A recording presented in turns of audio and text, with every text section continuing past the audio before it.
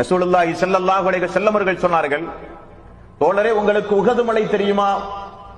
ஏதோ ஒரு வேலைக்காக வேண்டி நம்மை அல்லாஹ்வுடைய ரசூல் அந்த இடத்திற்கு அனுப்புகிறார் என்பதை நான் உணர்ந்தேன். தெரியும் யா ரசூலல்லாஹ் என்று நான் சொன்னேன்.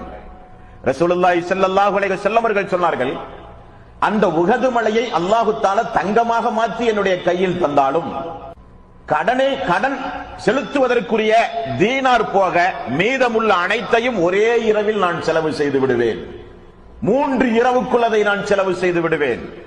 அபூதரை உங்களுக்கு தெரியுமா, அதிக செல்வம் உடையவர்கள் தான் மறுமை நாளில் நற்கர்மங்களில் குறைந்தவர்கள் என்றார்கள். யாரை தவிர? அல்லாஹ்வுடைய பாதையில் தான தர்மங்கள் செய்து சதக்காக்களை வழங்கி ஜக்காத்துகளை கொடுத்தவர்களை தவிர என்றார்கள்.